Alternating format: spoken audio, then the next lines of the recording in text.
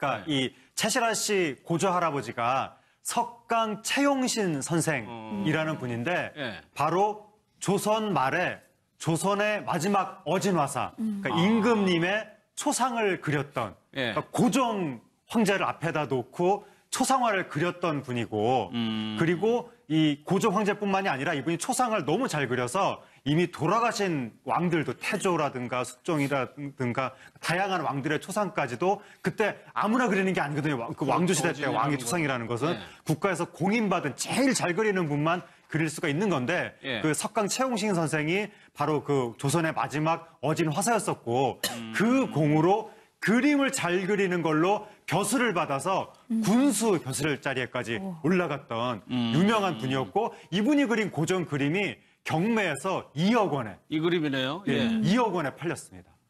그러니까 이 내용을 최실화 씨가 밝히니까 본인도 그림에 좀 소질이 있다는 얘기죠. 네, 그래서 최실화 씨도 어려서부터 이제 연필로 그리는 연습을 굉장히 많이 했다 그러고요. 사실은 이제 본인마다 좋아하는 그림이 있지 않습니까? 예컨대 뭐 석강 채용신 선생님 같은 경우에는 이 인물화라든가 다른 것들도 다 잘 그렸다고 하는데 특별히 인물화에 대한 것에 조예가 깊었는데 최실화 씨 같은 경우에는 곤충을 그리는 것들을 좋아해가지고 지금 저기 나오는 화면도 전부 다 곤충인데 굉장히 사실적으로 잘 그렸다라고 지금 이야기를 하고 있고요. 얼핏 보기에도 잘 그렸다. 네, 그래서 이런 부분을 이제 계속해서 그리는 연습을 해가지고 최실화 씨가 나중에는 전시회까지 하는 것이 아니냐, 남편의 전폭적인 지지를 받아서 그런 이야기까지 지금 나오고 있는 상황입니다. 최실화 씨가 이제 본인이 SNS에 좀 올리나 본데 뭔가를 아버지 사진도 올렸는데 뭐 굉장한 미남인가 봐요. 그렇죠. 이 최실화 씨 같은 경우는 일단 그림, 고조 할아버지한테 DNA를 받았죠. 그런데 최실화 씨 하면 또 동안, 또 미녀 스타시잖아요. 그 그림 실력만 또 받은 게 아니라 외모도 받았구나. 정말 여러 가지로 금수저거나 이런 얘기들 나오면서 미모도 부전여전이다. 아버지의 사진을 본인이 공개했는데 아버지 사진이 지금 티셔츠 앞에 있죠. 본인이 아버지 얼굴에 그려진 옷을 입고 사진을 이제 공개를 했는데 사진만 봐도 아버지가 배우가 아니야 이 정도로 굉장히 미남이세요. 그래서 저 사진을 본 이제 누리꾼들 같은 경우에는 60년대에 딱 미남 배우 전형의 얼굴이다. 요즘 배우들보다 더 우월하신 것 같다라면서 집안의 외모도 DNA를 물려받았구나 이러한 얘기들이 나오고 있습니다. 이 뭐 외모도 그렇지만 하지만 아버지 사진을 티셔츠로 만든 얘기도 그러니까 최실화 씨가 요즘에 누군지도 모르는 사람 얼굴들 인쇄해서 옷들 입고 다니는데 뭐 이왕 그렇게 할 거면 우리 가족, 우리 아버지 모습을 인쇄하는 게 더 차라리 낫지 않느냐라고 해서 아버지 모습을 얼굴을 직접 인쇄한 옷을 인증샷을 찍어가지고 네티즌들이 괜찮은 아이디어라고 뭐 자기들도 하고 싶다고 그런 얘기를 했었고 최실화 씨를 연예인으로 만들어준 게 그게 권한 게 아버지라는 거죠. 아, 그래요? 그러니까 아버지가 원래 연예인 배우 지망이었는데 본인이 장남이라서 옛날에 이제 딴따라다 뭐 이런 게 있어가지고 착실하게 살라고 본인들이 항상 이야기를 했기 때문에 본인이 집안을 책임져야 되는 위치에 있으니까 배우를 못했는데 그래서 이제 딸한테 최실화 씨가 길거리 캐스팅이 돼가지고 뭐 잡지사 이런 데서 모델 제의가 들어오는데 정작 최실화 씨는 거절하고 막 굉장히 불안해하고 옛날에 저 여성들이 아무래도 좀 연예계 들어가는 거 좀 무서워하고 그런 게 있었는데 아버지가 한번 해보라고 괜찮은 기회라고 그렇게 아버지의 권유로 최실화 씨가 오늘날의 국민 배우가 된 것이기 때문에 그래서 이제 아버지에 대한 정이 굉장히 돈독한 것 같습니다. 네, 아버지도 그쪽에 대해서 어느 정도 생각이 있으셨군요. 음악적으로 보면은 정훈이 씨만큼 이런 집안이 있을까 싶기도 합니다. 정훈이 씨 얘기를 좀 직접 들어보겠습니다. 어느 날 제가 초등학교 1학년 때쯤에 훌쩍훌쩍 우는 소리에 제가 눈을 떴어요. 누워서 보니까 엄마가 방문을 열어놓고 달을 비삼아서 이 노래를 부르시기 시작했습니다. 의학새 술기운이 어린 제가 보기에도 그 옆모습은 너무너무 슬펐어요. 아버지는 유명한 가수였고 참 잘생기셨어요. 그래서 굉장히 여자들한테 인기가 많았고 만나는 날마다 아줌마가 달랐어요. 그러면 저는 영악해서 엄마라고 그러면은 그 아줌마들이 저한테 용돈을 줬어요. 그래서 그 용돈을 엄마 하면서 받아 챙기면서 집에 들어와서는 엄마한테 엄마 그 아줌마들한테 엄마 했더니 돈 주더라. 그리고 나는 사탕 사 먹고 그랬어요. 그때 그 말이 저의 행동이 얼만큼 엄마의 가슴에 큰 대못을 했는지 저 그때는 몰랐죠. 나중에 제가 아기를 놓고 살면서 문 열어놓고 갑자기 제 입에서 그 노래가 나왔어요. 나는 엄마가 아직도 우리 곁에 계셔서 너무너무 행복합니다. 어떻게 보면 좀 가슴 아픈 얘기일 수도 있는데 아버지가 이제 정근수 씨 굉장히 유명하신 분이에요. 예, 정근수 씨 우리나라에서 제일 먼저 팝송을 부른 가수 중에 한 분인데, 그러니까 저분이 일제시대 때 이미 빅터 레코드라고 굉장히 유명한 당시 일본의 레코드사 있는데 거기에 캐스팅이 돼가지고 레코드 취입까지 할 정도로 일제시대 때부터 인정을 받았었고 해방 이후에는 미군 부대에 가서 이제 영어로 팝송을 부르는 우리나라 사람들이 당시에 영어 굉장히 생소하던 무렵인데 그리고 영어 발음도 완전히 아메리칸 발음으로 그렇게 정훈이 씨한테 다 어렸을 때부터 가르쳐줬답니다. 그래서 프리티 리틀 걸이 아니라 프리리 리를 걸이다 막 이런 식으로 가르쳐줬다고 하는데 그래서 정훈이 씨는 어렸을 때부터 그래서 팝송을 부르게 됐고 그래서 정훈이 씨가 팝송을 부르다가 작곡가한테 이봉조 씨한테 캐스팅이 돼가지고 10대 때 가수가 된 건데 아버지뿐만이 아니라 그러니까 그 아버지가 낳은 자식들, 그러니까 정훈이 씨 오빠들 5명이 몽땅 다 가수로도 활동을 했었고 히식스? 그중에 큰 오빠가 이제 히식스의 유명한 멤버고 또 이 조카가 제이 씨라고 또 가수라고 한동안 활동을 했던 그러니까 그야말로 음악가 집안에서 아버지의 재능과 영어 실력을 그대로 물려받아서 10대 때 데뷔하자마자 대한민국 톱 가수가 됐던 거죠.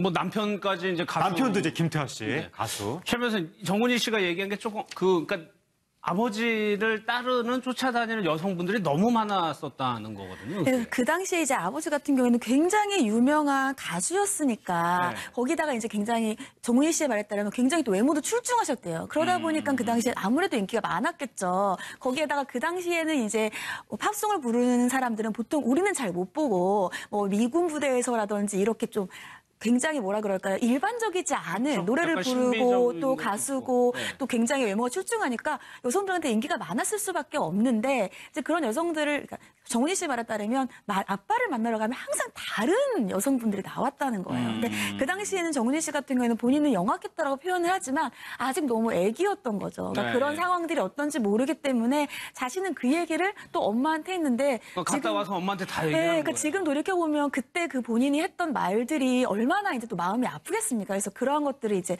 좀 울먹이면서 말씀을 했던 거죠. 근데 정훈이 씨가 굉장히 건강해 보이는데 소아마비가 있었다면. 네, 그 정훈이 씨 표현으로는 우리 부모님의 아픈 손가락이었다. 자기 스스로를 그렇게 표현하는데 막내딸인 거죠. 막내딸이 막 눈도 또랑또랑하고 노래도 잘하고 굉장히 예쁨을 받았을 것 같은데 소아마비였다는 겁니다. 그래서 굉장히 이제 부모님들이 마음을 아파했었는데 옛날에 소아마비 걸렸다고 하면 그게 낫는다는 걸 거의 상상을 못할 정도로 한번 소아마비 걸렸으면 계속 불편하다 그렇게 생각을 했었는데 그러니까 낫지 못하는 사람이 99.9%인데 자기가 0.1%의 가능성으로 낫다는 거죠. 아, 완치가 됐군요. 그래서 가수로서 활동을 하게 됐지만 후유증이 그때 이제 뼈 성장에 좀 문제가 생겨가지고 아직도 다리가 짝짝이다. 하지만 다행히 어쨌든 완치는 돼가지고 오늘날 정훈이 씨가 70년대 세계적인 그 여러 음악 페스티벌을 휩쓸다시피 했었는데 한국을 대표하는 그 가수 정훈이 씨를 그러니까 기적적으로 소아마비가 나와서 우리가 갖게 된 거죠. 목소리가 참 독보적이에요. 그렇죠. 지금 들어도. 근데 이제 남편이 김태화 씨인데 이분들의 결혼 스토리도 참 특이해요. 굉장히 좀 특이한 성격이신 것 같은데요. 이 두 분이 만나신 게 1979년도라고 합니다. 79년. 네, 그 당시만 하더라도 사실 여자 연예인이 결혼을 한다라고 하면 사실은 연예계 활동을 접어야 될 정도로 사실 이미지 타격을 굉장히 많이 받았던 상황인데요. 이 당시에 정훈 씨 같은 경우에는 결혼하기 전에 혼전 동거를 하자라고 이야기를 하고요.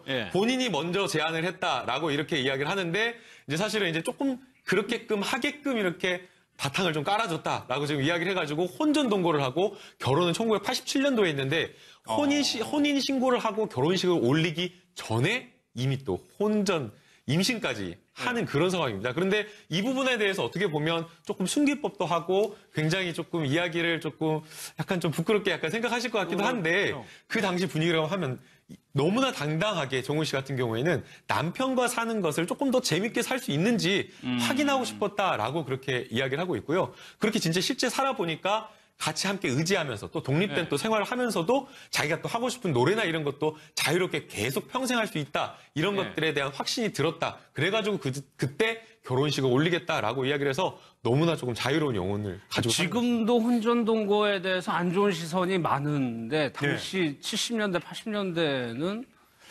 그랬을 거란 말이에요. 그렇죠. 그러니까 동거라는 것 자체를 방송에서 이렇게 자연스럽게 말하는 것 자체가 80년대까지만 해도 어려웠는데 그보다 훨씬 전에 뭐 70년대 그때 그렇게까지 했다는 게 정말 너무나 놀랍고 오히려 김태화 씨가 좀 주저주저 했는데 정훈이 씨가 그렇게 리드를 했다는 거죠.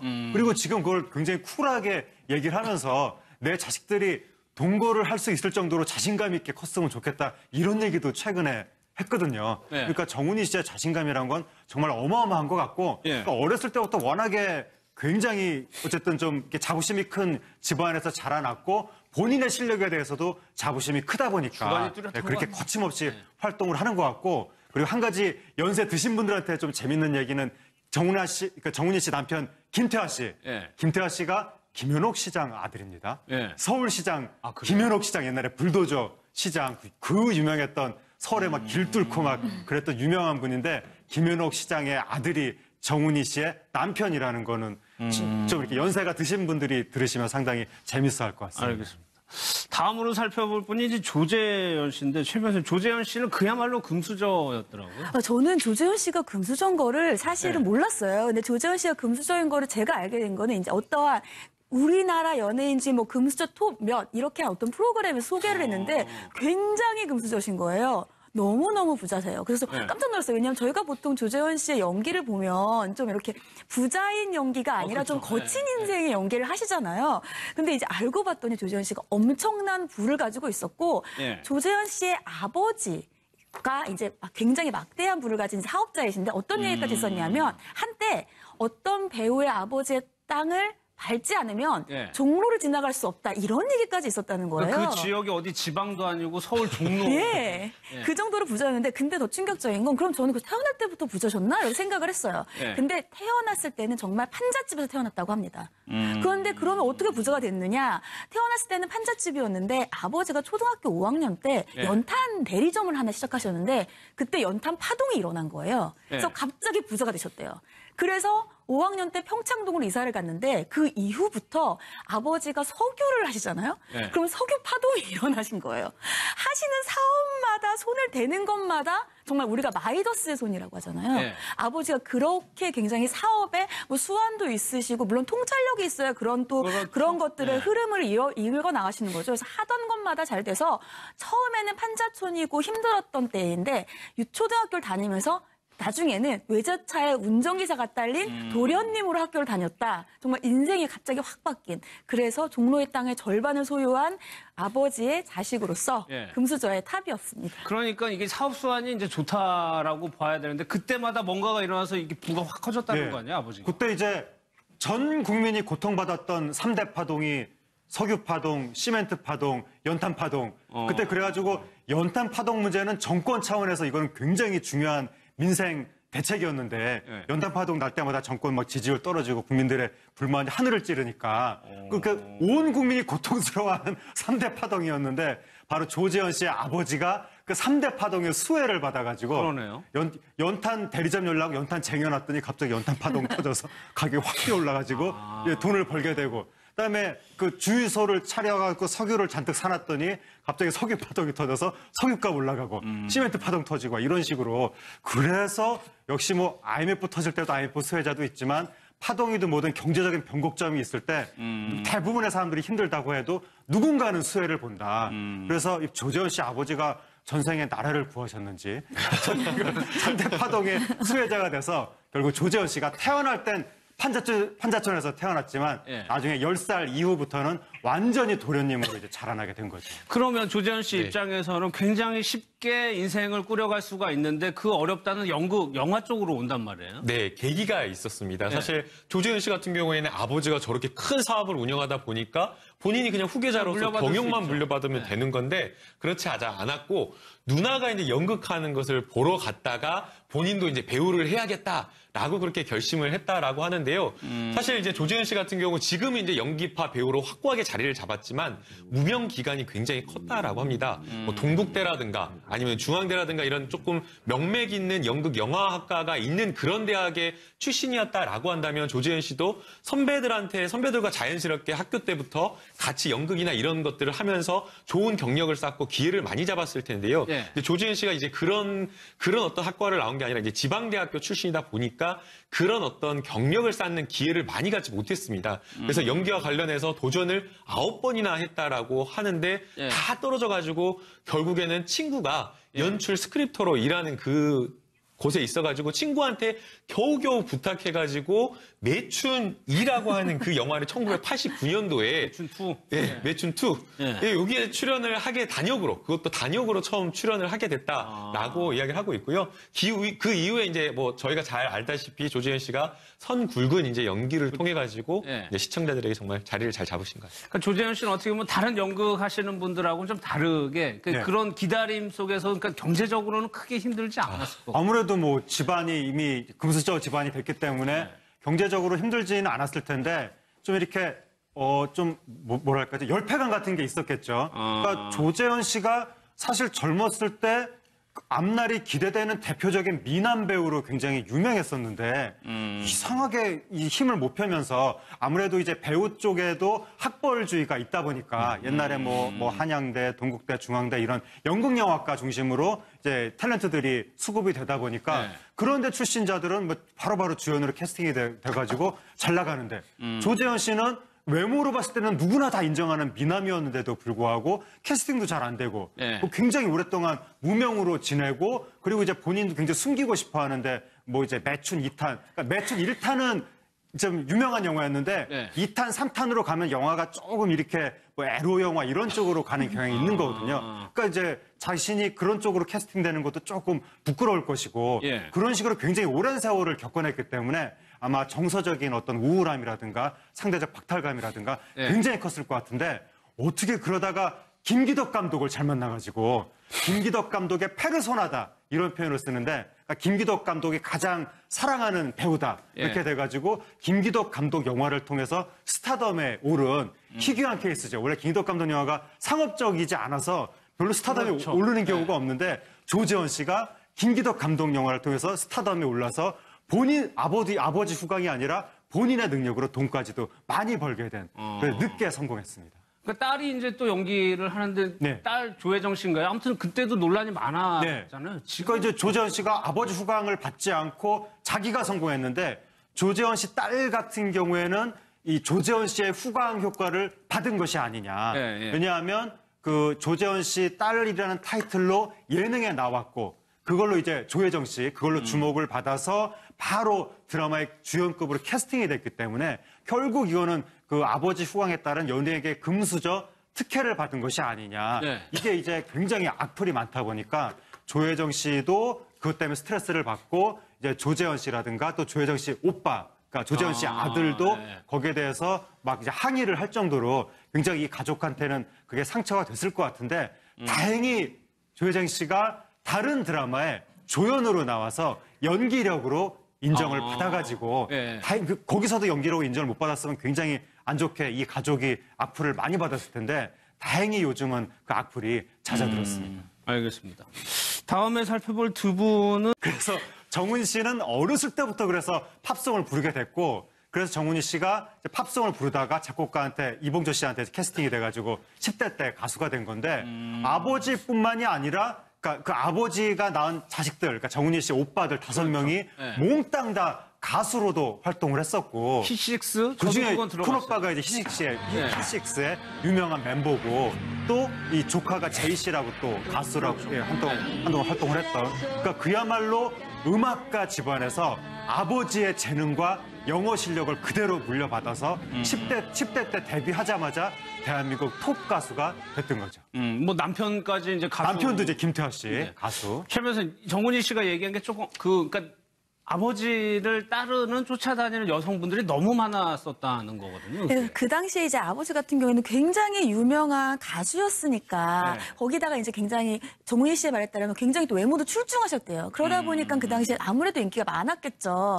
거기에다가 그 당시에는 이제 뭐 팝송을 부르는 사람들은 보통 우리는 잘 못 보고 뭐 미군 부대에서라든지 이렇게 좀 굉장히 뭐라 그럴까요? 일반적이지 않은 그렇죠. 노래를 약간 부르고 신비적인 또 것도 가수고 있고. 네. 또 굉장히 외모가 출중하니까 여성들한테 인기가 많았을 수밖에 없는데 이제 그런 여성들을 그러니까 정훈이 씨 말에 따르면 아빠를 만나러 가면 항상 다른 여성분들이 나왔다는 거예요. 근데 그 당시에는 정훈이 씨 같은 경우에는 본인은 영악했다라고 표현을 하지만 아직 너무 애기였던 거죠. 그러니까 네. 그런 상황들이 어떤지 모르기 때문에 자신은 그 얘기를 또 엄마한테 했는데 갔다 와서 엄마한테 다 얘기하는 네, 그러니까 거예요. 지금 돌이켜보면 그때 그 본인이 했던 말들이 얼마나 이제 또 마음이 아프겠습니까? 그래서 그러한 것들을 이제 좀 울먹이면서 말씀을 했던 거죠. 근데 정훈이 씨가 굉장히 건강해 보이는데 소아마비가 있었다면. 네, 그 정훈이 씨 표현으로는 우리 부모님의 아픈 손가락이었다.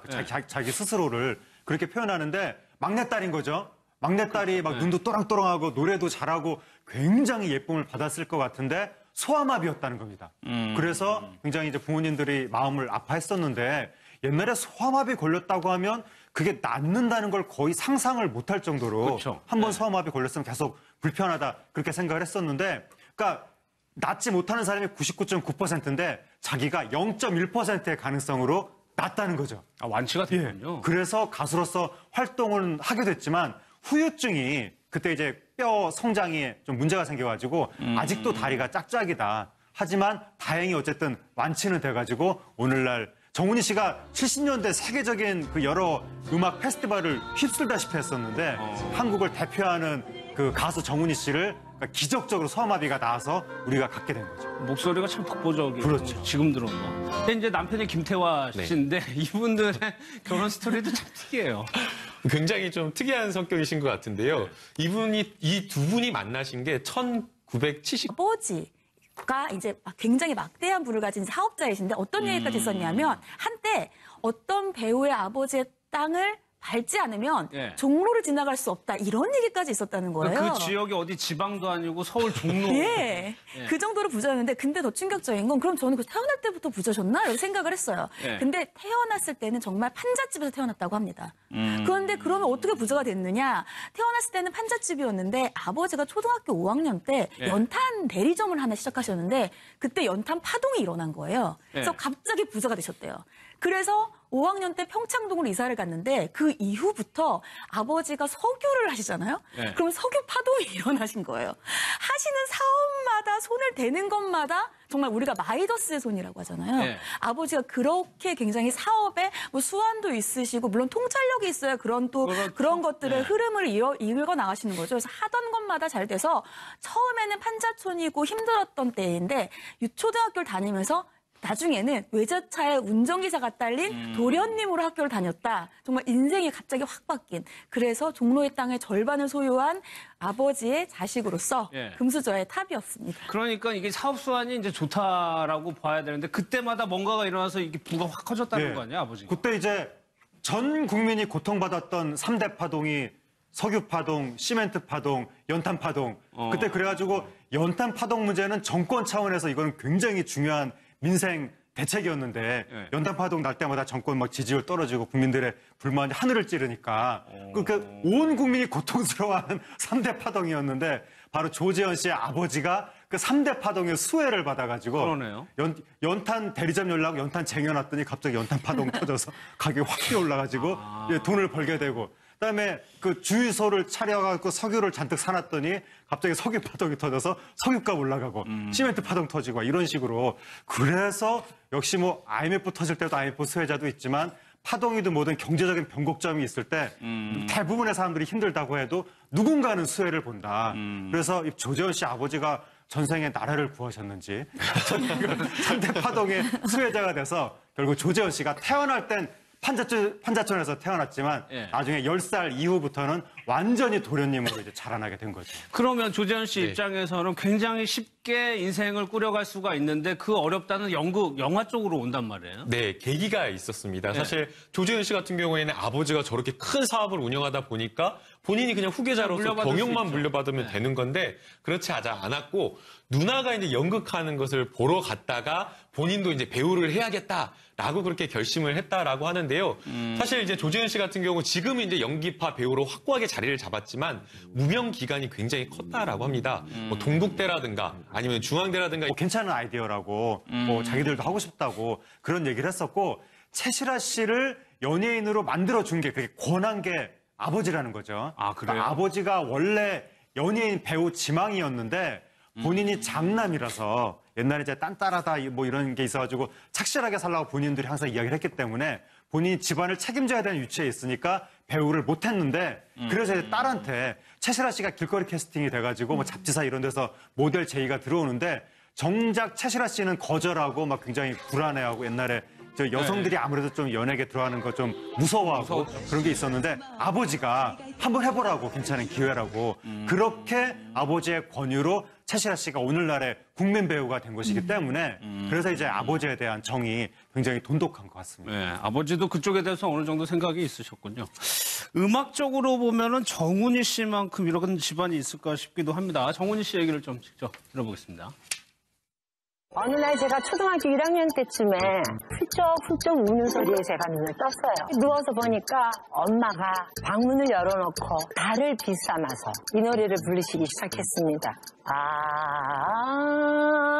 의학새 술 피우니 어린 제가 보기에도 그 옆모습은 너무너무 슬펐어요.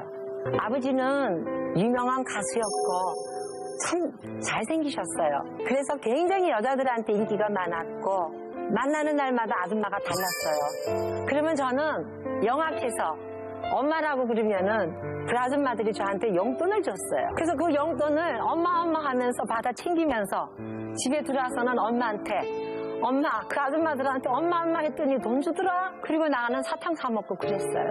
그때 그 말이 저의 행동이 얼만큼 엄마의 가슴에 큰 대못을 했는지 저 그때는 몰랐죠.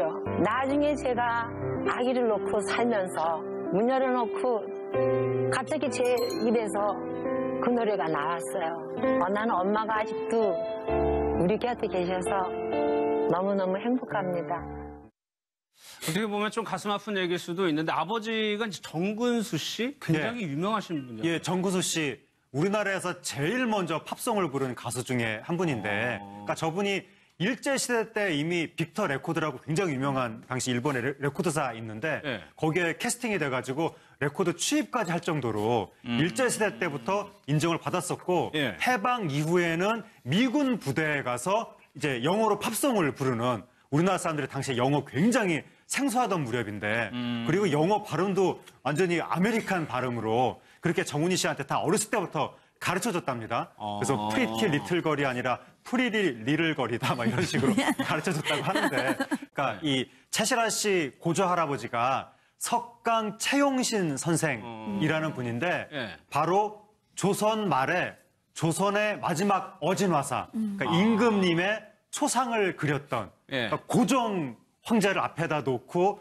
초상화를 그렸던 분이고 그리고 이 고종 황제뿐만이 아니라 이분이 초상을 너무 잘 그려서 이미 돌아가신 왕들도 태조라든가 숙종이라든가 다양한 왕들의 초상까지도 그때 아무나 그리는 게 아니거든요. 그 왕조시대 때 왕의 초상이라는 것은 국가에서 공인받은 제일 잘 그리는 분만 그릴 수가 있는 건데 그 석강 채용신 선생이 바로 그 조선의 마지막 어진 화사였었고 그 공으로 그림을 잘 그리는 걸로 벼슬을 받아서 군수 벼슬 자리에까지 올라갔던 유명한 분이었고 이분이 그린 고전 그림이 경매에서 2억 원에 이 그림이네요. 예, 2억 원에 팔렸습니다.